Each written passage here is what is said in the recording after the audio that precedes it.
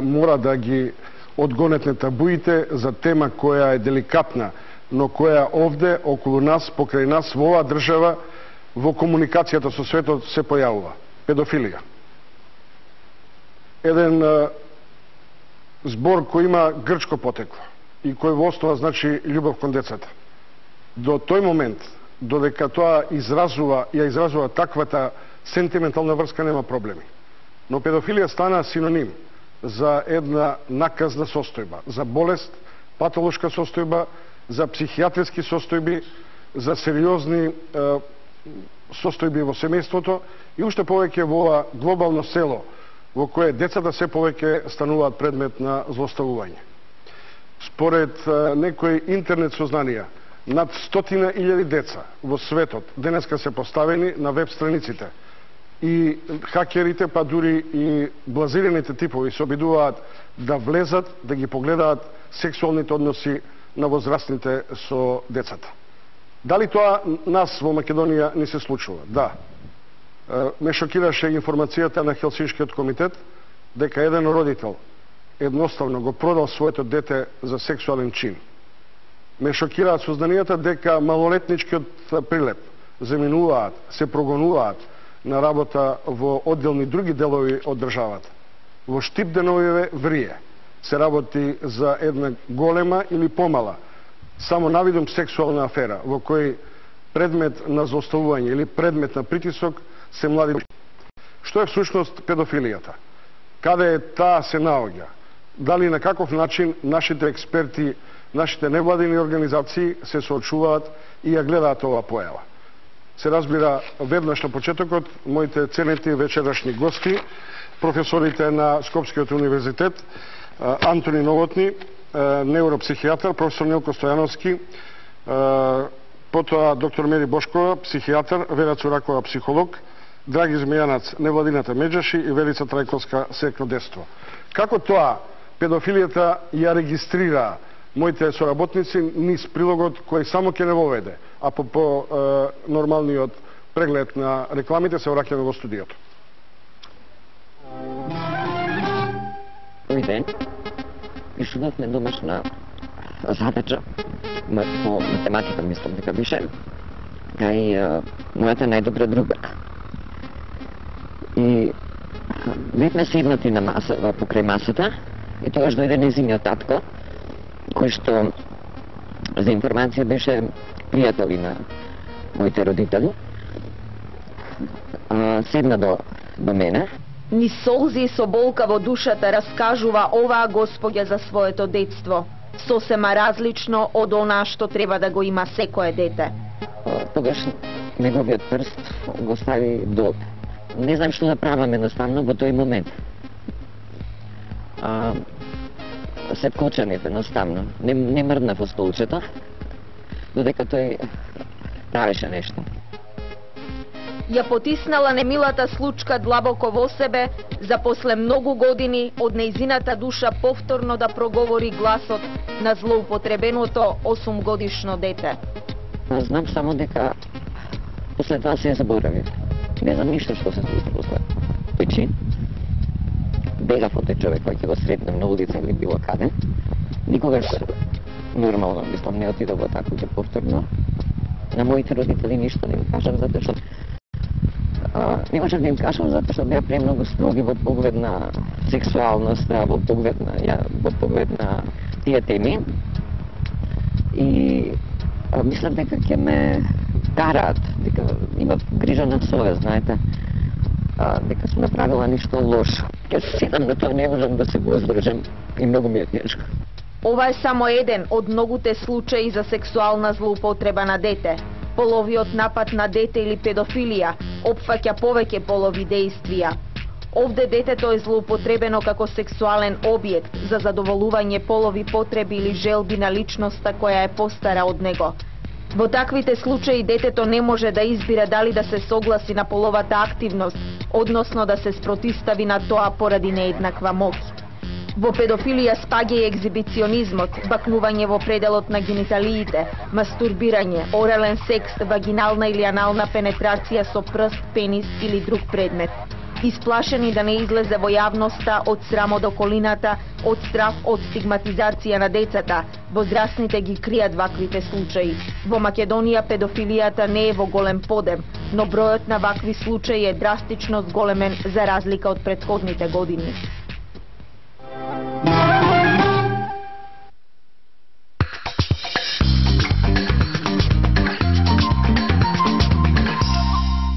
За вашата трпеза, супер понуда, брашно тип 400 за само 24,5 денари и наменско брашно за само 19,5 денари.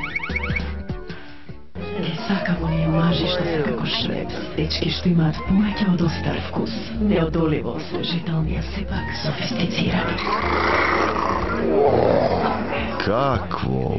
Маче, Кристофер. Сега замислувам како таа преде околу мене додека и давам. Дали повторно Швепс, Клодија? Токму така. Швепс со полна чашолет и лимон. Швепс. Повеќе од остар вкус. Нов поглед. Не имаше милиони. Премногу силни владеевме насекаде. Од почките до веќе шулјата. Ширевме зарази, диареа, смрдеа. Сега вела дека е готово, но јас не се предавам! Доместос. Смрт за милиони бактерии. Пролетта пристигна со убави вести. Доместос ќе ви помогне во темелното чистење и богато ќе ве награди со 8 комплетно опремени бањи. Испратете баркод заедно со вашите лични податоци на поштенски фах 757. Цифи Доместос. И вредни, и дарежливи. Животот е полн со ризици и нивното намалување е понекогаш тешко.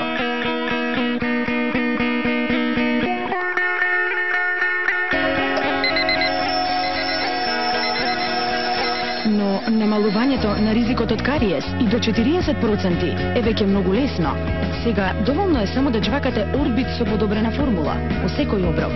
Новиот Орбит го намалува ризикот од кариес и до 40%. Тоа е и клинички докажано. Убавите денови почнуваат со убави вести. Рама крем и Рама јогурт. И до 20% поевтино. Во најблиската продавница до вас и во поголемите маркети. За тврдокорните нечистоти, како што се запечената мрснотија и рѓата, потребно ви е супер средство за чистење. Новиот Цив Супер Крем е супер универзално средство кое моќно ги отстранува тврдокорните дамки и нечистотијата на секаде низ домот. Уверете се во неговата супер моќ. Цив Супер Крем, најдоброто универзално средство за чистење на цив.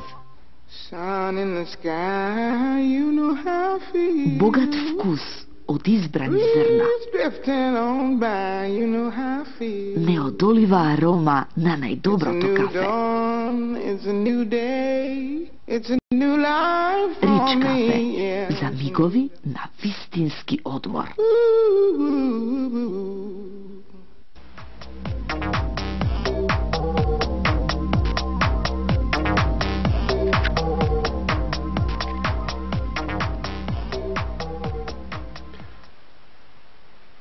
Добро вечер за оние што во овој момент се вклучуваат. Чуму тема педофилија. Дали е возможно тоа нам да не се случува? Дали е тоа состојба, болест? Дали се лечи? Дали тоа предизвикува социо и психијатриски проблеми на жртвите, на децата, па и кај родителите? Тема која ја наметна можеби кумулацијата на информации што деновиве по разни основи се појавија во јавноста. Се разбира, педофилијата во античко време не била табу тема. Познати биле сеансите на познатите философи со своите ученици.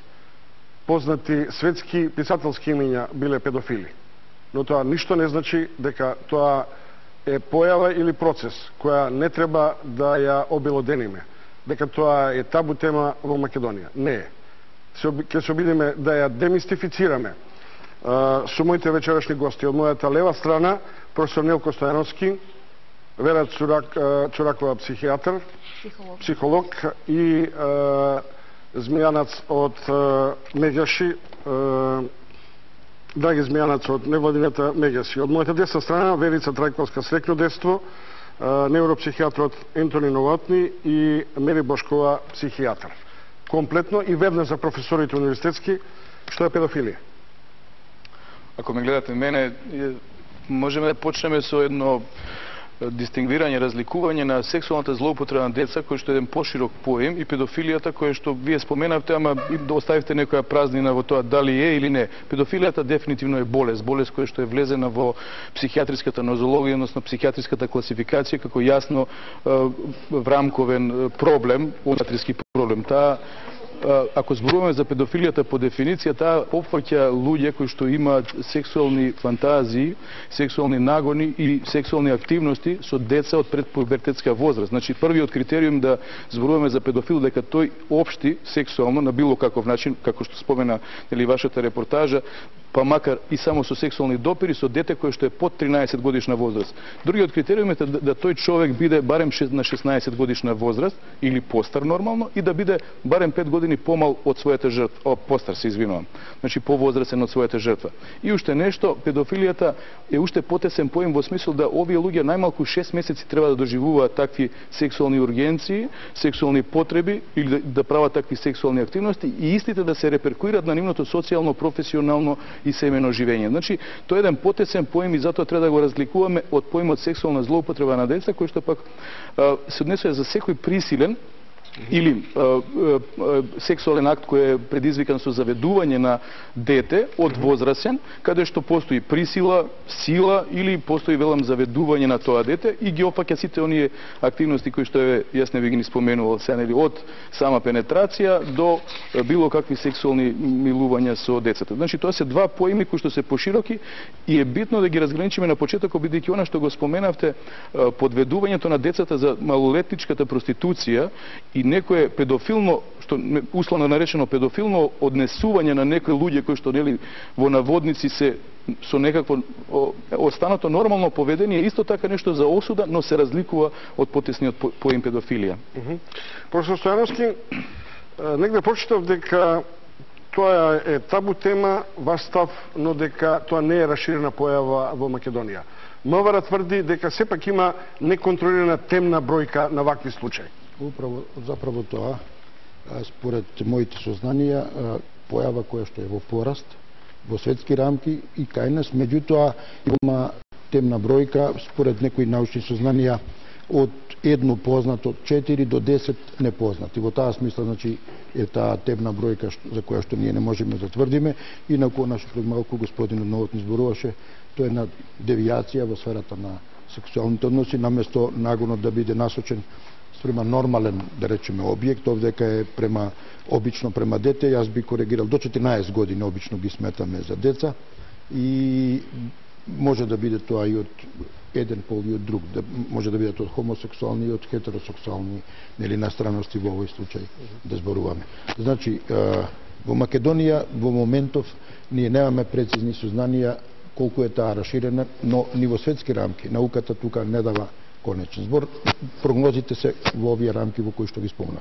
Дали со своите студенти разговарате без предрасуди на оваа тема?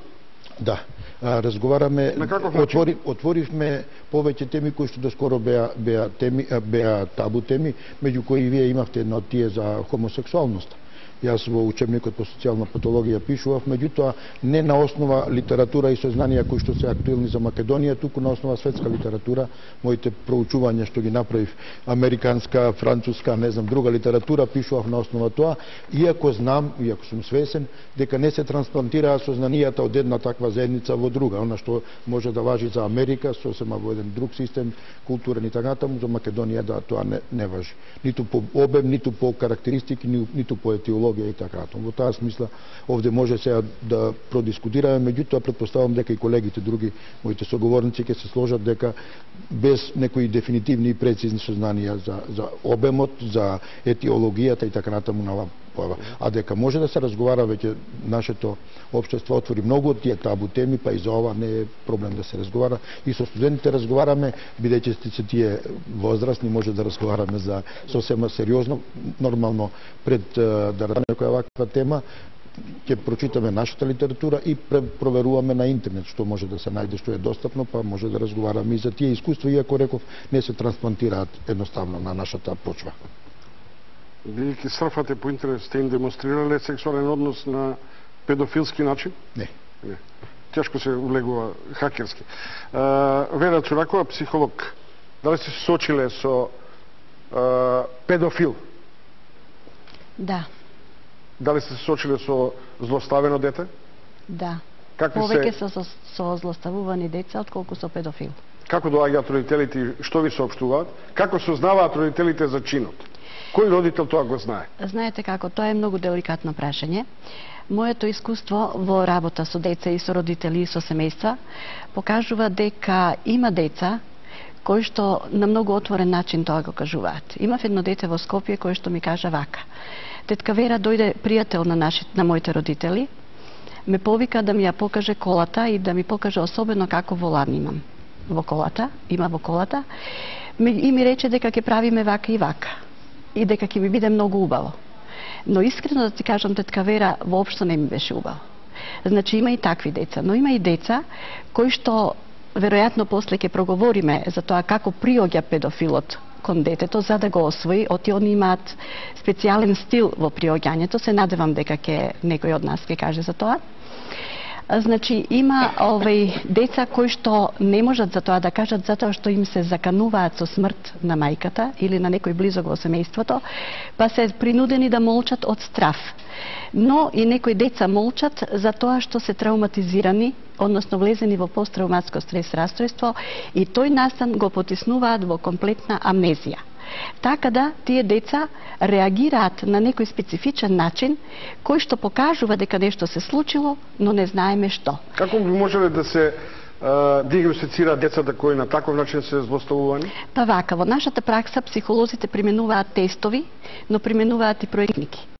Во проективните техники, особено во цртежот, децата проектираат дел од траумата по која што ние психолозите тргнуваме во потрага.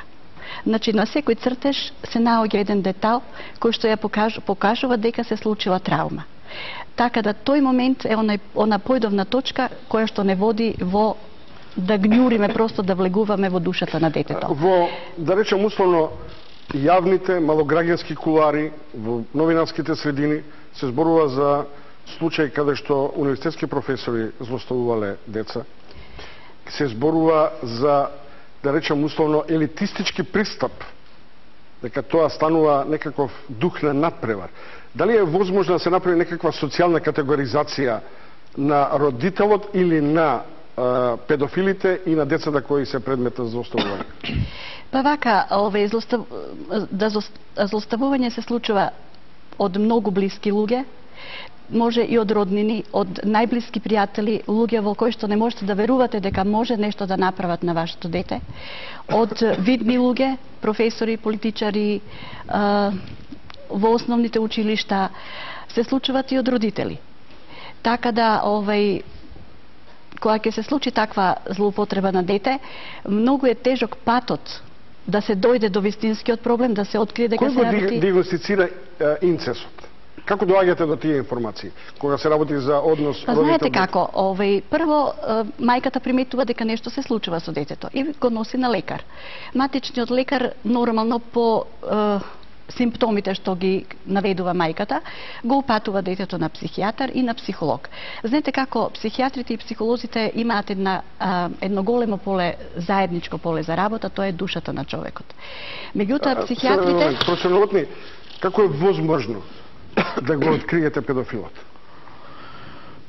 Како би се случило, например, тоа? Тешко е возможно. Јас морам да направам една интервенција, бидејќи вие зборувате за некаква социјална стратификација на овие лица и литературата е многу децидна дека тоа е мит. Мит е дека овие луѓе потекнуваат од некој низок социјоекономски слој или така, ги има ни сите слоеви. Неточно е и уште еден мит е дека тоа се или луѓето професори или се доктори. Проблемот е што можеби некаде можеме го лоцираме проблемот во тоа да овие луѓе бираат професии каде што им се блиску на фат, на допир децата. Тоа е оној социјален момент можеби кој што некако предодредува некој професор, но повторно не треба да се земе како закон, како правило. Диагностиката на педофилот е нешто што е навистина тешко и јас морам да признам за жал дека во психијатриските ординации ние не можеме да го најдеме без да биде доведен од полиција. За жал. Откако ќе се случи делото ние можеме да го откриеме. Ние сега работиме, еден цел тим на невладино здружение работевме, па се поделивме меѓу нив и јас влегов во еден, да речеме, во една професионална авантура, обидувајќи се да направам нешто што на Балканот не е направено, и го сторив тоа заедно со помош на моите колеги. Работев во затворот Идризово и во истражниот затвор Скопје и истражував 67 осудени злосторника за сексуални злосторства. Тоа е, нели, моја обработката во мојот докторат, и тие луѓе се со различен психолошки профил. Ги има едни, затоа јас така почнав на почетокот да ги поделиме што е сексуална злоупотреба. Професорот спомена не 13-14, тоа е според законот, според дефиницијата за педофилија 13. Но според нашиот закон сите луѓе кои што општат сексуално со лица под 18 години спаѓаат под категоријата полов напад врз дете. Така да во оваа моја група од 67 луѓе постојат и луѓе кои што имале сексуални односи или на некаков начин имале сексуална интеракција со деца, односно постари малолетници на 14 години. Овие луѓе се претежно во оваа група, кои што нели избирале жртва со поголема возраст, повеќе се со некакви психопатски карактеристики, тоа покажува нели оваа моја студија и некои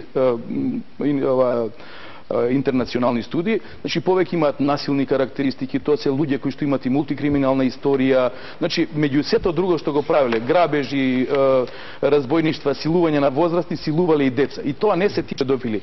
Другата категорија на лица... Велите дека имаат агресија. Овде забележувам дека педофилите обично не се агресивни личности.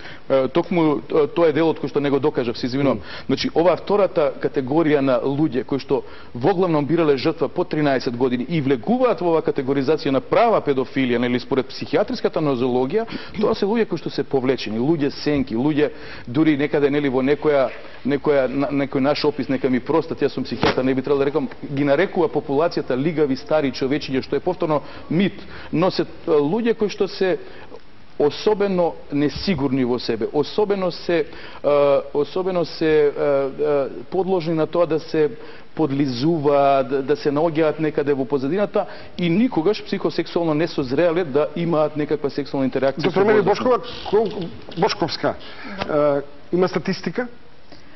Па, вака статистика нема, бидејќи нема во нашава држава се уште нема еден званичен протокол низ кој сите би се придржувале, да речеме полицијата ако се пријави делото, исто така центрите за социјална работа кои што треба да ја координираат, би требало да ја координираат, они ја координираат таа работа, но тие се јавуваат, може да се пријават во центарот, може да дојдат кај психијатрите, кај психолозите, така да нема на едно место да се соберат. Дали МВР која ќе идентификува, открие таков случај, ве повикува вас, психолози, психијатри, невропсихијатри, да го детектирате случајот и да ја видите темната страна на случајот? Вака, процедурата е ако тоа биде пријавено во полиција, тогаш има јавното тужилаштво, нели, покренува постапка. Сега може судот да бара психијатриско вештачење, да речеме од страна на детски психијатар, за да се докаже дали детето ја зборува вистината или лаже, дали тоа се случило или не. Децата ги спрашуваат и во полиција, може и во судот, но понекогаш се бара и форензична евалуација на овие деца. Така да, еве, баш минатата, последните 2 години, јас и колешката Ралева од клиниката за психијатрија и во Заводот за ментално здравје обработивме примерок од 37 деца што ни се обратија во последните 2 години, значи некаде од 2003 до 2005 година, а кои што беа испратени од страна на судот за ваква евалуација. И еве некои наши показатели, како што реков, проценти, ние немаме дали се тоа 4, 5, 11 или еве доктор Новотни едно истражување за една мултицентрична студија беа правена 2000 година со уште 5 земји од источна, мислам, од Литванија, Латвија, како беше. Сакам да кажам, овие показатели кај нас, еве, од овие 37 деца, тоа беа деца на возраст од 3 до 14 години. Од 3 до 6 години беа 6 деца, од 7 до 10 години беа 8 деца и од 11 до 14 години беа 23 деца. Од кои што... Само еден момент, од 3 до 6. Да? 3 уште дури нема некаква ментална, да речем, конструкција на реакција. Како се детектира тоа? Кој го пријавува тој случај? Па видите, тука се работеше за сексуална злоупотреба, баш конкретно кај 3 деца беше интрасемејна, значи од страна злоупотребување од страна на татко, 2 деца беа, а едно беше од страна на комшија, така да беа детектирани од едната страна беа пријавени од мајките, кои што требаше да се докаже дали се децата злоупотребени или не, а додека од комшијата тоа веќе во медиумите, мислам, беше објавено, така да и тука беше направена таква една еволуација. Значи, зашто педофилијата не е психијатриски проблем? Јас се извинувам, не го слушам. Зошто педофилијата не е психијатриски проблем? Педофилијата е психијатриски проблем, апсолутно. Луѓето кои што се означени како педофили или се диагностицирани треба да се подложат на третман. Третмани, за жал, третман програми постојат во западниот свет и во Соединетите американски држави, но ние од Сдруженијето Безбедно детство имавме таква чест да се дружиме со елитата на психијатри, психолози кои што во светот работат. Тие се малку луѓе и креваат раменици. Е многу тешко да се работи со педофилите, затоа што јас започнав пред малку да зборувам. Облигатен е третманот. Третманот е поврзан со задолжување од судот. И замислете да некој му даете здравје со сила. А уште потешко е да му даде со духовно здравје, да му даете само да доктор Павле Павлов, невропсихијатар, тврди дека педофилијата не е болест, бидејќи ниту напредува, ниту се лечи, туку нема промена, тоа е состојба кај која нема промени. Јас го почитувам колегата Павлов, ама мислам дека имаме професионално разминување, ама вистината е на мојата страна. Драги Змијанац, Неџаши е организација невладина која се концентрираше на децата. Станавте, да речем, на одреден начин култна невладина организација во момент кога го кренавте гласот и за оваа девијација општествена, социјална, парапсихолошка или психолошка, како сакате. Кој ви се јавува? Како вие ја детектирате педофилијата? Се потрудив овие денови малку да пребарувам низ податоците што првата детска амбасада во светот ги има и преку СОС телефонот советувалиштето и преку правната служба. И морам да подсетам само дека овој проблем го третирам уште од 96-та, кога за прв пат го обзнанивме случајот Куле Неделковски сексуална злоупотреба страна наставникот по музичко, каде што за среќа тогаш наставничката ги охрабри децата да говорат за овој проблем, а родителите беа тие што заедно со нив ја покренавме оваа акција. И се сеќавам дека успеавме децата да не бидат ставени во судската расправа, да бидат дополнително малтретирани, да бидат земени како сведоци, туку нивните изјави со невропсихијатрите и психијатрите од клиника за деца и млади и мислењето на стручни лица беа земени предвид и предвид беа земени изјавите на родителите. Беше казнат наставникот на 3 години, ние инсистиравме казната да се покачи на 5 години и инсистираме сите такви случаи на злоупотреба на децата од страна на најблиските, родителите, наставниците и така натаму, посебно наставниот кадар да не биде вклучен повторно во воспитно-образовниот процес. Податоците говорат дека од 1999 до 2005 година имаме 21 случај, а од 283 надписи во печат 47 се поврзани со случаи за сексуална злоупотреба на деца. Најчести случаи се самите родители ги подведуваат своите деца, значи знаат и го одобруваат проституирањето, односно сексуалната злоупотреба од страна на непознати лица, сексуалната злоупотреба. Контакти со такви родители? Еве, се случува и со познаници од најблиските од родителите, се случува од страна на малолетници во местото на живење, постари малолетници со помали, и инцест од страна на татко, очов или мајка. Што е мотивот? Тука се психијатрите, педагозите и психолозите ќе кажам. Јас велам само дека најчесто ова се ризични средини каде што ние децата ги праќаме во училишта, ги праќаме во установи, институции каде што сметаме дека таму работи воспитно-образовен кадар кој е со таков етички кодекс на однесување да ние немаме потреба да бидеме загрижени за безбедноста на нашите деца, а се случува, еве правната служба лани од 21 случаи, 10 случаи се поврзани со насилство на децата, од кои 4 имаме сексуална злоупотреба страна на наставници во самите институции на системот, односно во основните училишта. Добро, Верица Трајковска, Секно детство. Професорот Нелко Стојановски тврди дека со студентите без предрасуди разговара. Дали во школите се отвара ова табу тема? Дали на децата им објаснувате што значи педофилија?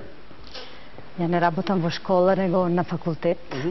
Исто така, како што рече и колегата Стојановски, со студентите отворено разговараме за сите прашања и за овие. Со студентите, бидејќи невладината е на Институтот за социјална работа, и често пати и ова тема ја отвараме и да кажам и други теми кои што се многу блиски до ова. Дали вашите студенти, дали вие иницирате такви, например, едукативни пристапи на децата да им објасниме што е тоа?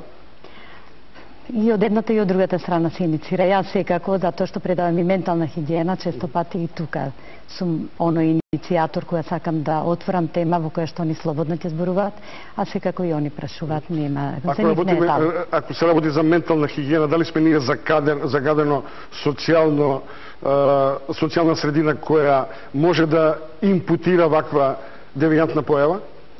Не би рекла да сме ние загадена средина, тоа постои секаде, не е тоа само кај нас, но може би кај нас потешко се открива затоа што средината е таква, мала е средината, во сите мали места јас сум била повикана и од судот во вештачење на еден педофил, во мало место кај што и тие што знаеја, роднини, пријатели, секој со некого познат и многу тешко се доаѓа. Ајде да го профилираме вашиот случај на педофил, како изгледа?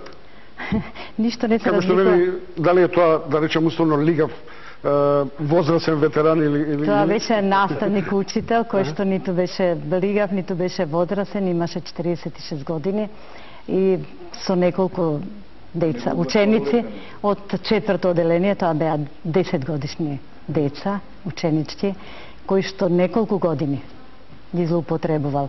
Родителите некои знаат. Имал директен сексуален однос или ги злоупотребувал? Не дошло до сексуален однос, ги злоупотребувал, блудничал над нив и така што. Добро, ви благодарам.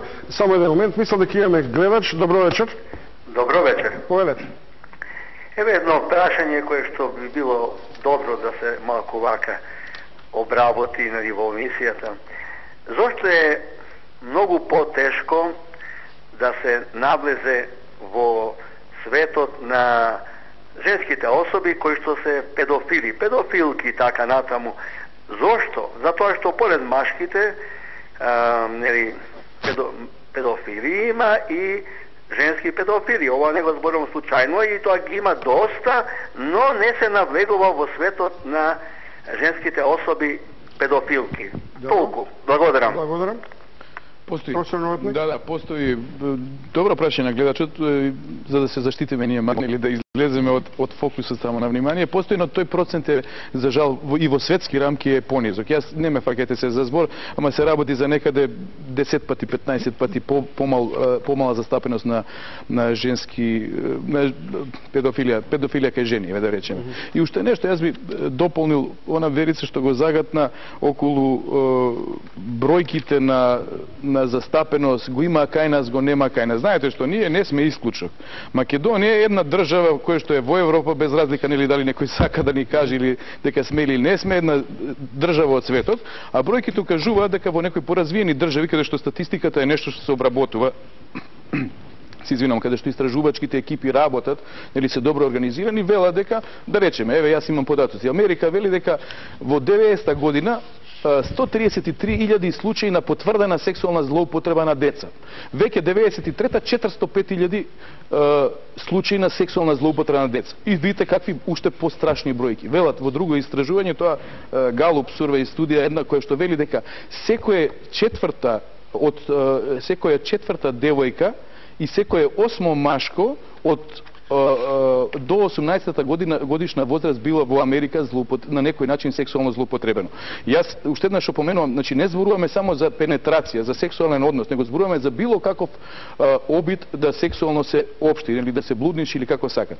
И уште нешто би додал, извинувајќи се за времето што го узурпирам, но е битно. Во Македонија, мојата колешка Бошковска спомена, ние 2000-та година направивме една заедно со Литванија, Летонија, Молдавија и Естонија.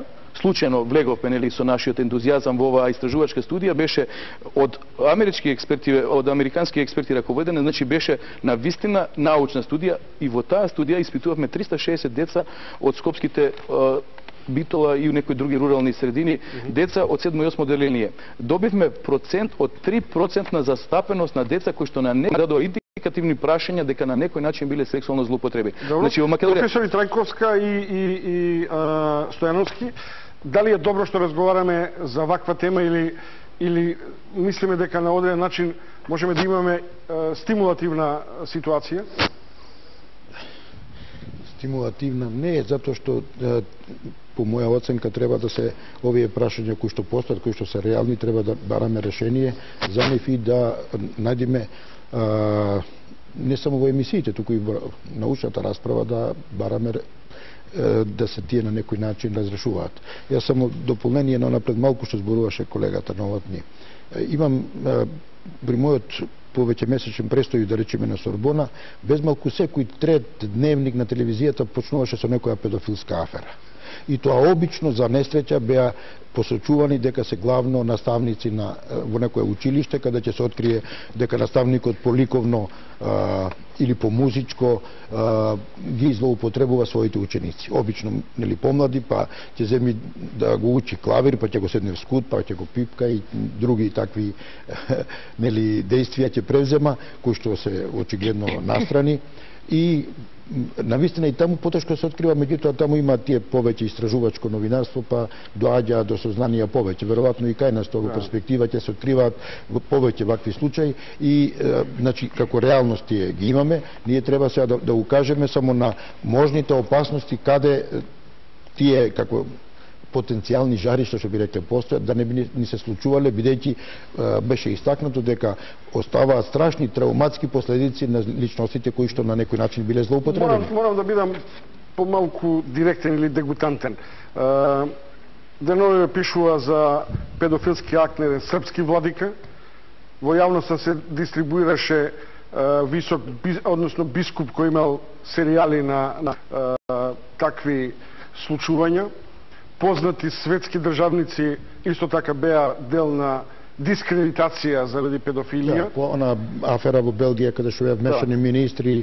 Кажете ми, дали во Македонија заради малата средина таквите јавни личности ги штитиме? Јас немам сознание за заштита. Немам сознание дали ги штитиме или не, меѓутоа сметам дека треба да се отвори темата и ги охрабруваме луѓето послободно да зборуваат за тоа.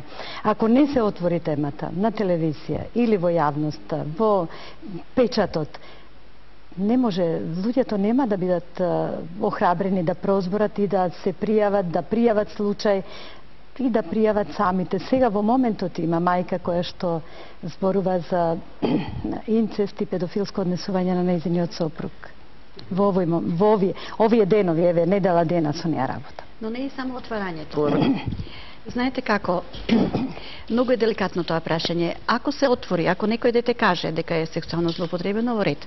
Меѓутоа, кажете ми, како едно дете да каже, или како една мајка или едно семејство да го отвори тој проблем, кога ние во минатото гледаме дека ниеден педофил не бил казнет повеќе од 4 години затвор. А дали знаете какви се последиците кај децата? Страшни. Има деца на кои што им е уништен животот, социјалната комуникација, емоционалноста.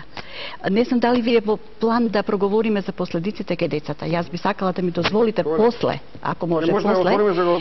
Или пак прво да кажеме како педофилот настапува, исто и тоа е многу деликатно прашање. И за бројноста, што рече доктор Новотни, за бројот на педофили и педофилки. Како изгледа милозвучноста да се привлече педофилот, да се педофилите приоѓаат на еден многу специфичен начин и во етапи.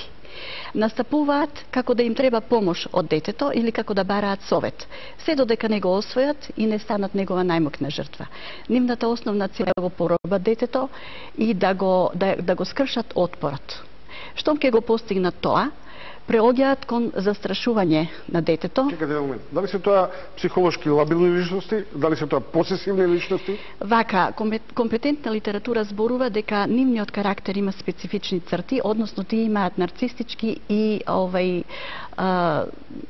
со нарцистичките црти си ја подкрепуваат самодовербата, а со садистичките црти ја спроведуваат тиранијата, која што им овозможува еден многу непосреден и близок однос со жртвата, кој што и пак од своја страна им овозможува увид во душата на детето. Така да со нивниот карактер и со некои други механизми си потпомагаат да дојдат до детето и да го освојат. Например, се поставува прашањето како не му е жал на еден педофил да злостави дете. Не му е жал затоа што тој користи механизам на одбрана сепарација или уште еден механизам каде што основното чувство го задржува, но доживувањето на тоа чувство го трансформира во негова спротивност. Тоа значи дека жалот го доживува како жал, многу чувствува, односно чувствува жал, но доживува задоволство. Понатаму, тој применува некои техники, некои методи. Почнува со заплашување со што го крши отпорот кај детето. Следната етапа за канување со смрт, обично на ликот на мајката, и од тој момент во детето почнува да живее една тајна, која што се смета дека е најдобро чувана тајна затоа што не сме да каже. Понатаму тој применува награди за доброто однесување на детето, што се смета за крајна дрскост, а исто така очекува и благодарност од детето што му е дозволено да живее. И од тука како децата се оспособени за живот, да речам, после таквото сексуално злоставување, например на стартот на училиштната година, о продолжување на учењето? Да, токму тоа сакав да кажам.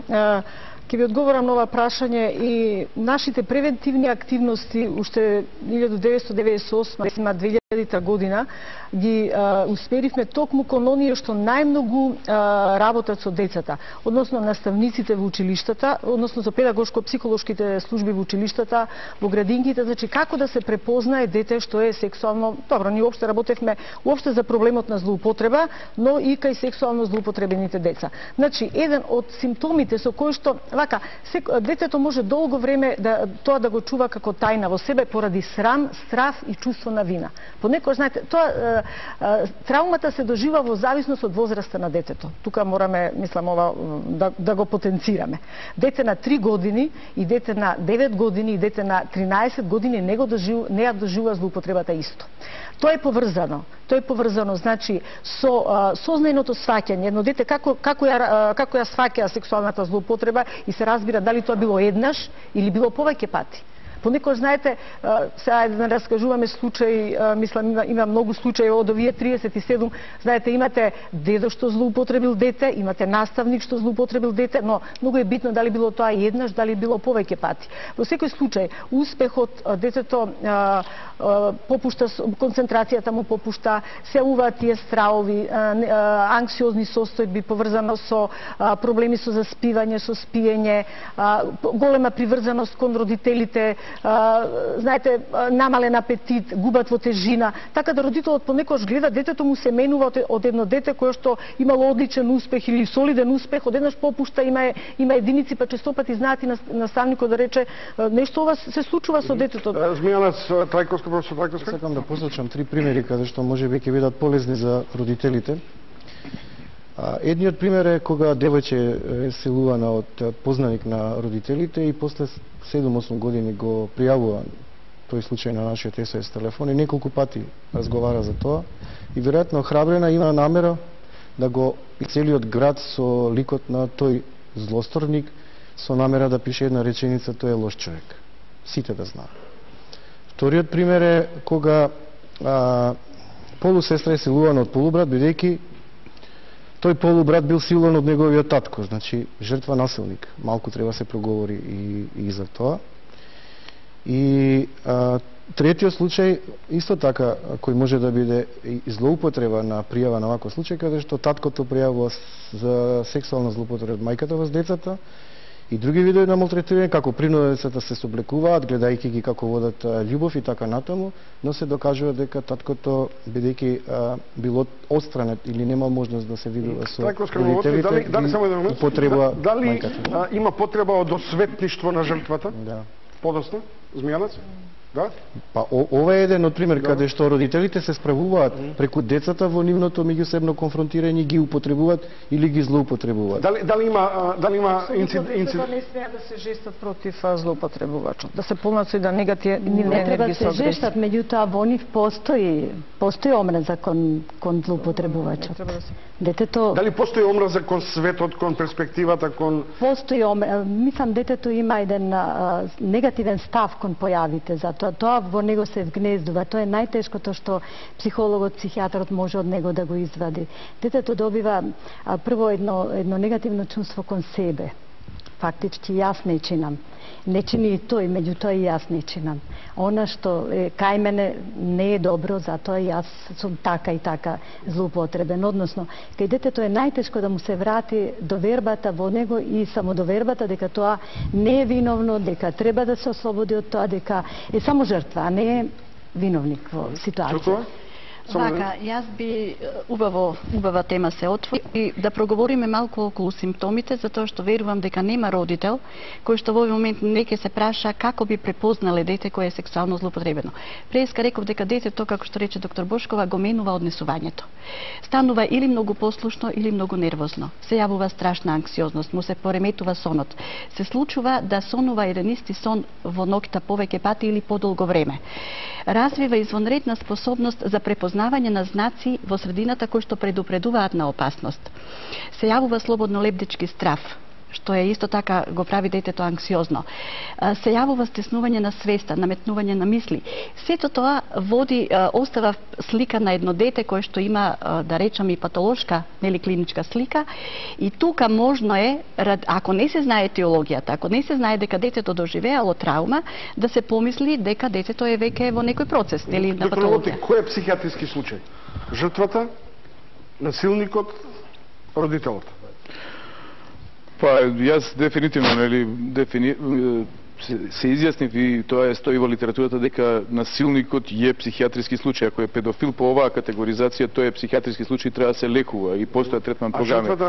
Жртвата е жртва и има психолошки последици кои што се можни да се третираат и битно е да се истакне тука, за да знаат, нели, ако веќе е едукативна емисија, да знаат многу родители дека различни се последици, дури не се вини во сразмер со тежината на самото злоставување. Значи не е право пропорционално тоа колку било тешко во смисол на типот на злосторништвото врз детето.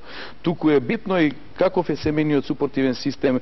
Кај некои деца можно е, нели, и едно тешко злоставување да се избалансира во еден добро поддржувачки семеен систем. Значи потребна е психолошка и психијатриска помош, но велам треба да работиме и на семејството како клетка која што може да зацели многу работи. Каде ќе се случи тоа? Дали во семејството и надворот? Ако се случи во семејството, детето тогаш домот го доживува како опасност. Само еден момент, добивам сигнал дека некој настојчиво сака да се вклучи во програмата. Добро вечер. Добро вечер. Повелете. Ве молам едно прашање. Да. Прашањето се состои како да се заштити дете од 11 години од злоупотреба на својата мајка и нејзините пријатели. Едноставно е тоа. Да, ве слушаме. Еве, ќе чуете одговорот. Бидете на линија. Прашањето е едноставно. Ние имаме одговорност како граѓани, јас како професионалец психијатар и сите тука присутни, или имаме одговорност и како професионалци, но и пред се како граѓани да пријавиме таков случај. Пријавувањето е прво до социјалната служба, значи до социјалните работници кои што работат на таа територија, бидејќи тоа е најбезопасното во првиот момент, а веднаш потоа и полицијата. Значи, ако постои било каква индикација, литературата вели дека многу мал број на пријави, ако детето зборува за тоа, се лажни. Значи, уште еден мит е дека децата лажат. Многу ретко лажат кога им се случува нешто. Змијана Страјковска, дали е возможно да го сочувате идентитетот на личноста која се пожалила, која е жртва, ако таа не сака тоа да се публикува? Дали, например, вие имате одврска, како невладин сектор, тоа да го пријавите во МВР или го обработувате случајот? Кодекс е Кодекс е на нашата СОС телефонска служба и сите што професионално работат таму на 0801-2222. Значи дигнитетот, идентитетот и се што е поврзано со податоците на жртвата која ќе се охрабри, а очигледно треба многу да се работи на охрабрување на децата, да се јава дека останува анонимен. И постапката секако е со иницијали од наша страна. Дали до Народниот правобранител, ако се случува насилство во институциите на системот, дали преку центрите за социјална работа, ако насилството се случува во семејството, секако идентитетот е загарантиран. Апсолутно, идентитетот е загарантиран, тајноста на податоците е загарантирана за злоупотребеното дете. Дали е... Не. Јас не би се сложил за ова, затоа што, видите, ние зборуваме за еден прво, криминален акт, кој што е казнив по нашиот закон, ако зборуваме за идентифицирана сексуална злоупотреба врз дете. Или како граѓанска обврска, не може да зборуваме ние. Јас сум представен исто и професионалец како и сите вие. Јас знам што е лекарска тајна. Многу добро знам, веќе 25 години. Но веќе се соочуваме со криминал и со страшни последици. Друго е да вие имате дете во третман, или вие не работите на третман и не би требало да работите на третман на деца, бидејќи за тоа постојат специализирани установи, каде што, мислам, психолошко, психијатриски служби, кои што може да третираат и побарање на мајката, да речеме, ако е тоа интрасемено, па нешто, па ние правиме некој. Но суштински, во законот, немаме правник денеска, во законот ние имаме облигации, имаме обврска да го пријавиме тоа. Не, тоа е, знаете, тоа е фактички дотурање на зејтинот, маслото, на огонот на она што се вика семена тајна, а тоа е суштината на проблемот на сексуална злоупотреба. Тоа тука произлегува разбравме. Јас реков за гарантирана е злоупотребеното дете, неговата тајноста на неговите податоци ја чуваме, а не на злосторникот. Добро, сакам да кажам друго овдека, можно е, да речеме, ова последно јавување ми дава некоја асоциација дека моите сознани упатуваат дека можно е по некој пат родителите кои што се меѓу себе во некои лоши односи да се пресметуваат со децата и во таа смисла можно е да речеме, ево, како предпоставувам, да најави дека таткото го злоупотребува детето или мајката го злоупотребува, сакајќи преку децата да се пресметаат со другиот брачен партнер. Сме имали таков случај, меѓутоа долготрајната елаборација на оној што кажува дека е родителот, еден од родителите го малтретира детето и работата со детето, точно се знае дали е тоа така. Сме имали инсинуации кај што сме открили дека е така. Меѓутоа, друго едно прашање. Кажете ми сега, еве, мајката сака да го покрене тоа прашање, дека нејзиното дете е сексуално злоупотребено. А што ако не тоа да зборува за тоа, не може да каже? Или кажало само еднаш пред некоја особа во која што имало доверба? И повеќе не може. А за да се покрене случај, треба да се оди на суд, детето да каже што му се случило, и сега замислете повторно оживување на травматскиот настан, како би се одразило тоа на детето. Мислам, ние уште 96-та година, кога бевме, јас и Драги, на првиот семинар, на првата едукација во Македонија, беше поставено прашањето како да се заштити детето. Знаете, има случаи каде што детето кажува и родителите се шокирани и не знаат што да прават. Убаво би било кога... Која е етичката граница? Дали, например, детето заради перспективата на животот да го заштитиме, психијатриски да го наблюдуваме, или по секој цена да го откриеме случајот и да го детектираме злосторникот? Не, видите, детето е во центарот на вниманието. Детето е жртва. Да не правиме сега ние тука од нешто што е сосема јасно. Ние мешаме работи. Ова се вика, нели, инструментализација на детето, во она што професор Нелко Стојановски зборуваше, тоа е инструментализација на детето во бракоразводи. Тоа е познато во светот. И тоа мора да помине низ една јасна евалуација на психолошко-психијатриска служба, дали е или не е, нели, дали е случај или не е. А ако Змијанат зборуваше за случаи за кои што знаеме, се потврдени низ психолошка евалуација дека се, ние тогаш мораме да го пријавиме случајот на злосторникот, ако го знаеме, зашто имаме репетитивни, знаете, бројките зборуваат дека еден сексуален злосторник во својот живот прави до 380 сексуални злосторства врз деца. Ако сакаме да го оставиме тоа да биде репетитивно, ние можеме да се држиме за нешто што е лекарска, психолошка или професионална тајна. А не постои начин да го спречиме тоа, разбирате? Извинете, вие реколте дека треба да се чува, дали обавезно мора да се отвори тој случај. Во нашата литература стои дека не мора. Во колку детето избере да тоа биде тајна, тогаш тајната има функција на заштита на интегритетот на детето, значи не мора по секоја цена. Тоа треба да биде избор на детето. Змијанец Марковска? Класификацијата на менталните растројства има една шифра која што обврзува, ова се сложувам ако е тајна, Z61, која што вели улога на здравствениот работник во тамошната заштита на детето злоупотреба, а и конвенцијата на правата на децата, член 1939, има право, значи, да се заштити детето од сите облици на занемарување и злоупотреба. Така да тука... Змијанец, ќе добиете збор, мислам дека само еден момент, ве молам, мислам дека имаме гледаш, добро вечер. Добро вечер. Поедете. Сакам да знам какви се податоците за ромските деца кои што се жртви на насилство од татковците во Македонија. Зошто баш за ромските? Дали има тука една табу и ние ставно сме спремни на црно-бели варијанти етнички, мислам дека да го обсервираме прашањето? Вака, јас конкретно имав некои случаи на злоупотреба на деца од постари особи, ромчиња, меѓутоа тоа за жал тие деца беа едукативно занемарени, запоставени, пуштени на улица, повеќе од члени семејства каде што многу родителите не се грижеа за нив, така да лесно станаат плени злоупотреба од други, мислам, повозрастни. Сепак е многу едноставено она што можеме да направиме. Ако имаме 1000 деца на улица во Македонија, најчесто самите родители ги злоупотребуваат, односно ги охрабруваат, односно биле самите родители исто деца на улица, тие се најранлива категорија на подведување на сексуална злоупотреба, односно детска проституција. И тука, веројатно, тој контекст може да се земе деца на улица, претежно 90% од ромските деца, детска проституција, веројатно како резултат на тој момент. За детска проституција при крајот на емисијата се уште сме во фаза на разјаснување на етимолошкото значење, па особено на проблемите правни и психијатриски околу педофилијата. Само еден момент, мислам дека имаме гледаш. Добро вечер. Добро вечер. Повелете. Јас сум една мајка, многу жална, тетка, стрина, војна. Од мојот девер, децата се злоупотребени уште од 4 години. Тоа сега е објавено брзо, децата се травматизирани, они се по 40 години, по 50 веќе, едната има 52 години, внуката од зоба ми. Тие деца се за жалење. Боа го кажувам со болно срце. Шо никогаш, јас сум 72 години и додека ќе умрам, со таа болка ќе умрам. А и децата живеат со таа болка. А тој што го слуша сега, овова, тој што го злоупотреби. Нашите деца и од неговата ќерка, децата исто, срам да му е земја да не го прибере. Како сте успеле толку долго да ја чувате тајната? Како? Ето од таа, како што зборувавте вие таму, дека од срам децата ги срамеше и му се заканува со пиштол дека ќе го отепа, ако е дадат таа тајна. Јабува сега без да знаат децата го јабува. Кај живеете вие?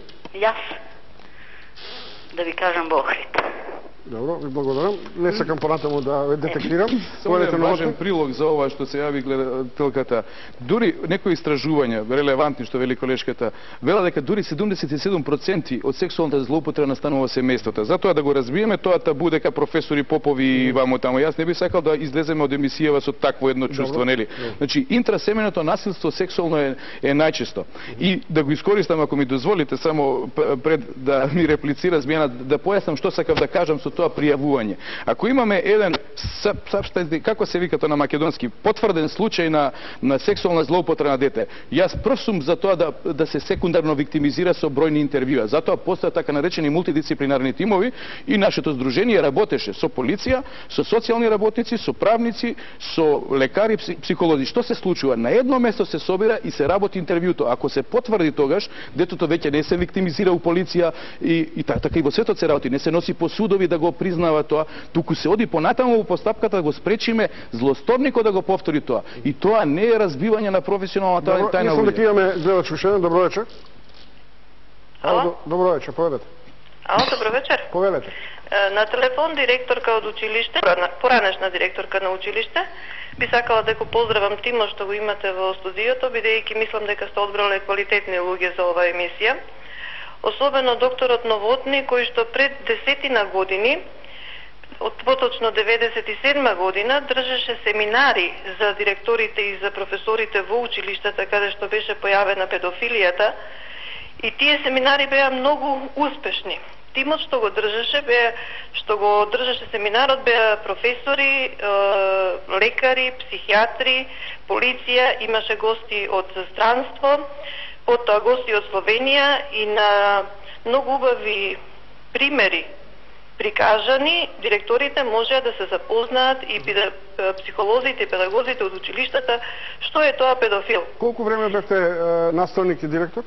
Па преку 30 години сум сега. Дали се детектирали такви случаи во... Да, во училиштето кај што работев имаше педофил. Како... Наводно педофил. Како дојдете вие до тоа сознание? Наводно или не? Јас не би зборувала за тоа, бидејќи тој случај е веќе завршен. Не беше докажано, бидејќи учениците од срам се откажаа. Дали... Од срам се откажа.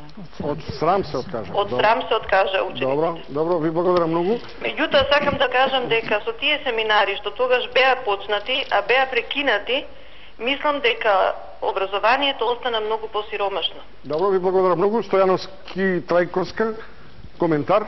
Дали табу, дали да го демистифицираме, како? Зашто заправме со овакви едукативни тренинзи? Не заправме, ја мислам дека тоа повеќе е препуштено сега на невладини организации, одделни проекти да се работи на вакви теми.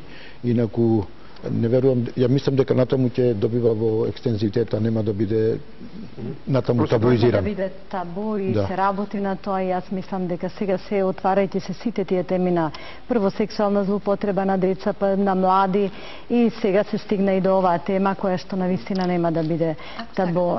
И само една секунда, ова што рече доктор Новотни, не се работи само да стоа наставници, лекари или не знам кои, меѓутоа многу често педофилите избираат професија и работат со деца.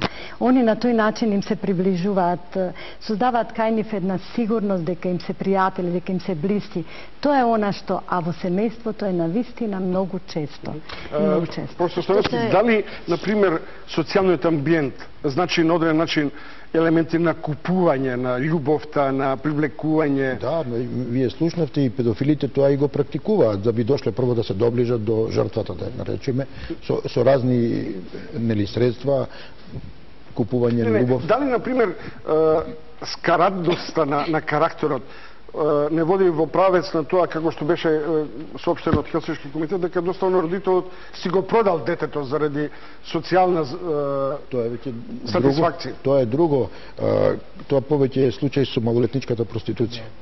По моите сознанија, да, и трговија со деца. Едно е кога родителите ги подведуваат децата или ги проститираат за пари, а друго е кога како да се детектира педофилот, ризичното однесување, како децата да знаат да се справат со тоа. Имам јас две препораки од овие мноштво тука. Едно е да не прифаќаат подароци, ветување никакви понуди, и второ е да нема наши сладки тајни запакувани да се заштити со намера злоупотребувачот, бидејќи тој многу често се заканува дури со смрт на родителите и децата под страв неќе да проговорат. Значи, главно е граѓанскиот сектор и сите институции каде што децата работат, учат, живеат, да се охрабрат, да не молчат, да говорат.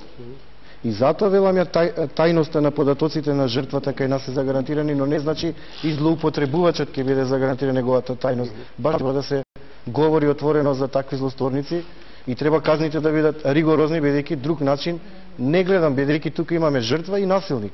Паралелно треба се работи и со жртвата и со насилникот. Мислам дека имаме гледач, мислам дека предизвикавме внимание на гледалиштето, би требало ним да им дадеме предност. Добро вечер. Ало, добро вечер. Повелете. Се извинувам се, во прилеп. Добро. Мислам дека е крајно време во нашите школи да се воведе и школската униформа, затоа што многу млади тинејџерки, да речам, сакат да изгледаат како госпожици и многу невкусно тоа доаѓа во очите на, мислам, на сите нас, граѓаните кои што ги гледаме како одат на школа. Мислам дека е крајно време и од социјален аспект да нема некакви делби меѓу учениците. Добро, ама тоа не е најсилен аргумент. По таа логика ние не треба да излегуваме во кафиче, предполагам. Не. Мислам дека е крајно време во училиштата да се воведе таа школска униформа и мислам дека попристојно да изгледаат учениците.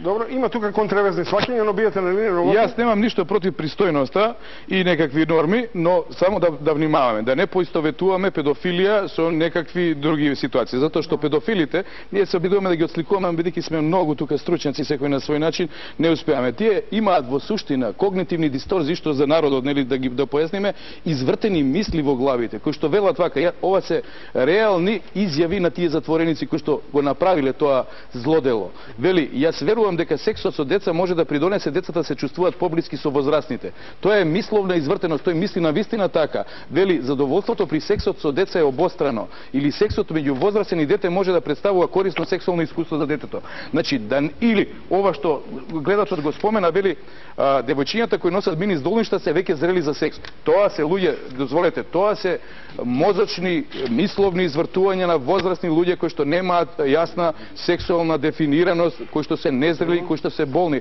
Значи, не смееме да дозволуваме да во било каква ситуација децата кои што се навистина жртви постанат, нели, повод. Не постои дете кој што е виновни. Уште нешто само што е многу битно за да не излеземе од емисијава. Само сексуална злоупотреба во својата суштина дури не е толку битен и контактот.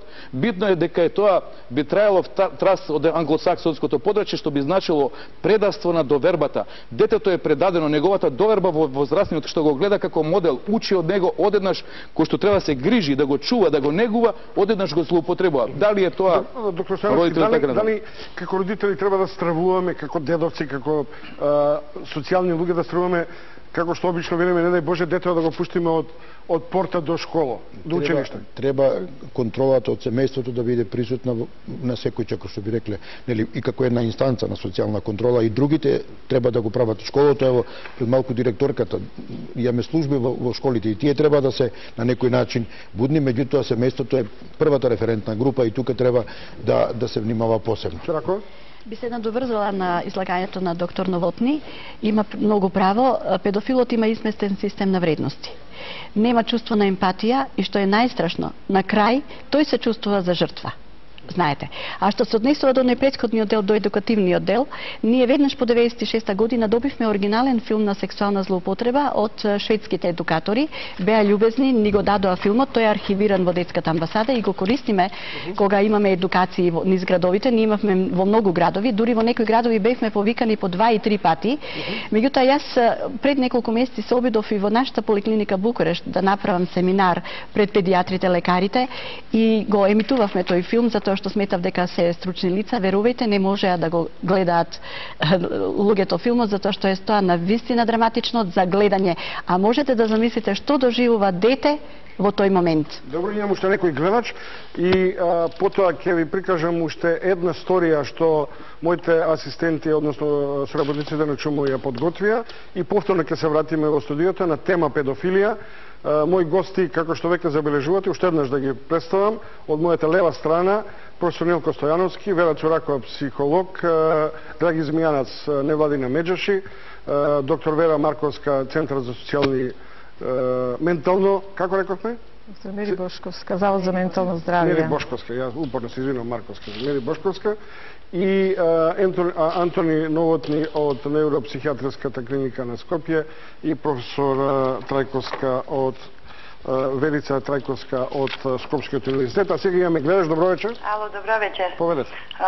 Баш ми е драго што ваква тема гордлива е вечерва. Честитки до доктор Новотни и сметам дека треба навистина да се откријат злосторниците, ви ги нарекла, и никогаш да не бидат оставени во тајност, се додека малите деца кои се злоупотребени се чуваат во тајност, злосторникот ќе биде оној кој што ќе делува и ќе си има поле за работа.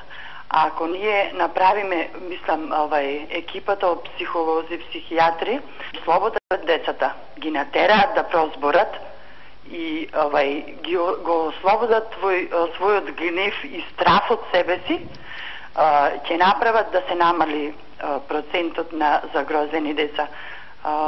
Се додека се таи, се чува во тајност и било тоа табу тема или страф во семејството, страм пред се дека тоа значи дека понатаму во општеството тие деца нема да обстојуваат. Мислам дека колку повеќе се затворени и се крие, толку повеќе тие деца ќе абстинираат понатаму и ќе бидат загрозени во средината. А ако прозборат и се стави на тапет секој оној кој што бил злосторник, мислам дека тие деца ќе имаат шанса да можат да се пробиваат во животот и да не го сметаат тоа дека е нешто срамно што го доживеале. Благодарам многу. Што значи на тапет? Например, ние имаме ситуации помалку бизарни. Сторителот на убиството СР, нели? Или педофилот МФ. И сега ние треба да го ставиме педофилот МФ на столбот на срамот. Од друга страна, на одреден начин, тргувајќи од презумцијата на невиноста, нели? Не можеме луѓето да ги етикетираме. Да не излеземе од ова вака. Видите, јас не знам што публиката разбра од сето ова, но постои јасен структуриран приод. Доктор Мери Бошковска почна да зборува за тоа, че приод со кој што ние можеме да докажеме дека едно дете е сексуално злоупотребено. Постојат така наречени анатомски кукли, постои цртеж техника, постојат многу други плей терапија, плей техника која што ни зигра ќе го покаже тоа. Постојат многу симптоми и знаци кои што укажуваат. И сега, ако се извинувам Мери само, ако тоа го докажеме дека постои како такво, тој злосторник не на тапет, тој злосторник треба да биде во затвор. Тоа е јасно, затоа што направил кривично дело кој што се вика полов напад врз дете. А потоа можеме да зборуваме за третман програми кои што ќе бидат како облик резичка една евалуација, ако тој може да се лекува, ќе се досуди да тој биде потребен. Тоа е друго. Тоа сакам да кажам, многу е важен пристапот во работа со детето. Навистина, за да детето каже, кое детето мало. Дури сега и поновите истражувања кажуваат, а јас во праксата, овие анатомски кукли што и американците нас кога поминувавме низ тие едукации во тоа откривање и работа со деца, знаете, дете на 4 години онака е во таа генитална фаза и ги открива тие органи, може да не заведе на погрешен пат. Значи, веќе од 5-6 години кога детето може да каже, многу е потребно познавање или на таа детска психологија, како да се води тој интервју, како да се работи, за да не направиме поголема штета, да делуваме сугестивно и уште повеќе детето да изгуби довербата во возрастните. А сега, поштувани гледачи, невиност ќе мора во прво време да се оди со иницијали додека не се докаже, често пати може да имаме иако новот ни рече дека децата не лажат, по некој пат може и да излажат. Мора да се води сметка за достоинството, да. Не можат да излажат. Дека не може да измислат ваква работа. Мислам во поголем постојан случај. И уште нешто сакам исто само да кажам дека овие симптоми што ги кажуваме да не ги уплашиме родителите, тоа се неспецифични знаци, што рековме пуштање со училиште, тоа се јавуваат и кај други може проблеми да се јават. Специфични знаци за злоупотреба се кога зборуваме за сексуално, значи ако има да речеме вагинална секреција, детето да се жали дека го боли доле кај полните органи, и ако во првите 72 часа детето е прегледано од гинеколог, тоа е еден сигурен знак што може да ни укаже вака како сигурен. А овие психолошките знаци, тоа се неспецифични знаци. Сакам да кажам, може да се однесуваат и за други некои проблеми, ако има детето па да има несоница, да не јаде или да не учи, значи не се специфични, така се викаат неспецифични знаци. Но целта ни е нели не само родителите да гледаат во децата, него после оваа емисија да можат нешто и да видат, за да можат на време и да интервенираат. Затоа што тоа може и со години да трае. Има уште еден час, поштувани гледачи, следете емисијата Чуму, тема педофилија чука и во чукна одамна во Македонија. Дали ќе си чукнеме во главата за да видиме што нам ќе ни се случи или ни се случува во време на динамични промени или на перверзни прифаќања на случувањата од светот и овде во Македонија. Сега чуму историјата што ја подготвија моите соработници и ЕПП.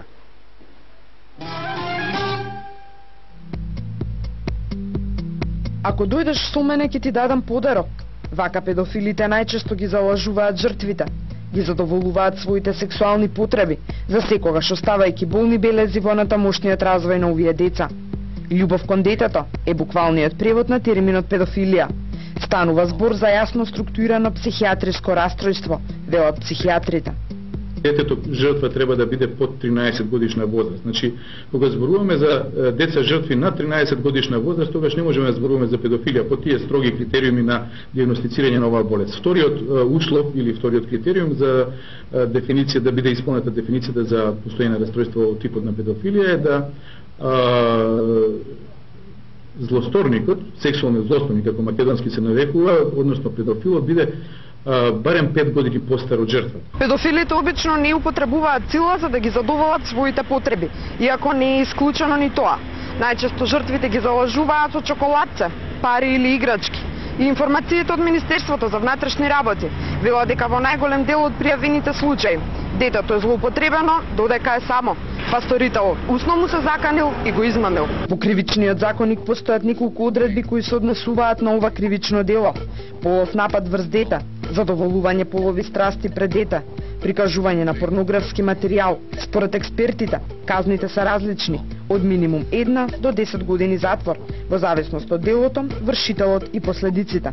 Ако половиот напад е врз дете кој што има пореметен психички развој, значи душевна состојба која дозволува да ги свати и нормалните нешта, то толку потешко ќе го свати она што му се случува во рамки на половиот напад, тука веќе казната е од најмалку 4 години. Најмалку 5 години затвор, па до законскиот максимум на казна затвор може да се изрече доколку делото го стори воспитувач, наставник, лекар, отчу. Доколку не се реагира на време, последиците се фатални. Злоставуваното дете може да стане педофил или пак да се отдаде на проституција.